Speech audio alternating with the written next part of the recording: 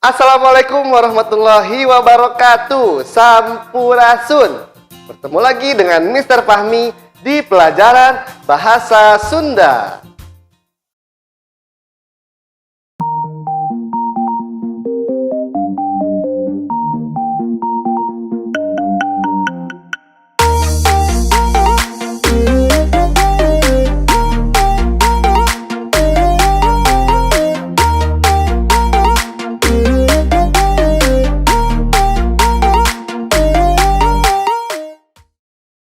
Kali ini kita akan belajar membuat sebuah tata rucingan. Ada yang sudah tahu apa itu tata rucingan? Tata rucingan dalam bahasa Indonesia artinya tebak-tebakan. Tebak-tebakan ini dilakukan sebagai bentuk permainan di mana pada saat bermain setiap orang akan saling melontarkan pertanyaan kepada temannya. Biasanya jika temannya tidak bisa menjawab, maka akan mendapatkan hukuman dari teman-teman yang lainnya. Lalu seperti apa sih bentuk pertanyaannya? Nah, biasanya pertanyaan yang dijadikan tata rucingan adalah pertanyaan di mana orang lain harus menebak nama benda, nama hewan, nama tumbuhan, ataupun nama dari hal-hal yang lain di lingkungan sekitar kita berdasarkan ciri-ciri yang disebutkan oleh orang yang membuat tata rucingan tersebut.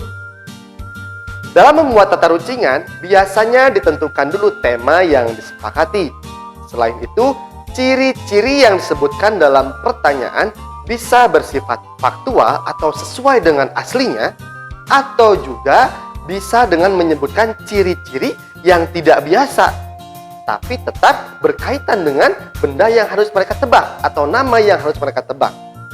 Tata rucingan ini sifatnya adalah humor atau hiburan, bercandaan yang dilakukan dalam permainan atau pergaulan sehari-hari. Jadi ini bukan bentuk pertanyaan serius ataupun misalkan pertanyaan yang memang harus sesuai dengan ciri-ciri yang tepat. Tapi karena ini sifatnya hiburan, sifatnya permainan, maka ciri-ciri yang disebutkan bisa juga menggunakan hal-hal yang sifatnya bercandaan juga.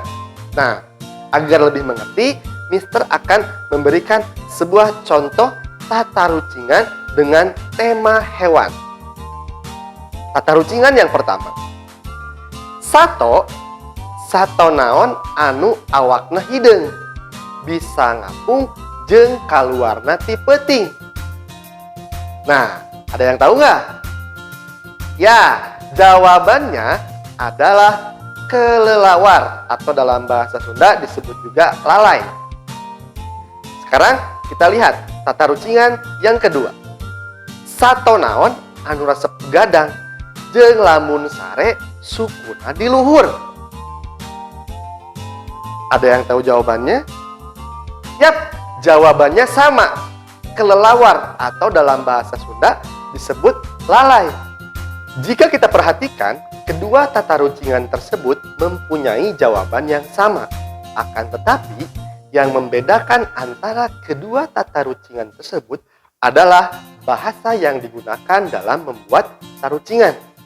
Tata rucingan yang pertama menggunakan istilah atau gaya bahasa yang faktual atau sesuai dengan aslinya. Sedangkan tata rucingan yang kedua menggunakan istilah atau gaya bahasa yang tidak biasa atau nyeleneh, atau mengandung unsur humor.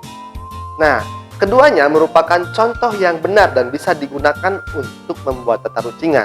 Nanti kalian bisa menyesuaikan gaya mana yang lebih kalian sukai. Oke, bagaimana? Sudah terbayang cara membuat tata rucingan? Sekarang untuk latihan, coba kalian buat satu buah tata rucingan dan tulis di kolom komentar. Lalu setelah itu kalian juga coba untuk menjawab tata rucingan yang dibuat oleh teman kalian di kolom komentar. Nanti kita lihat sudah benar atau belum ya tata rucingan yang kita buat. Nah, hari ini materi dari Mr. Fahmi cukup sekian. Jangan lupa untuk mencoba membuat tata rucingan. Hatur nuhun. Wassalamualaikum warahmatullahi wabarakatuh.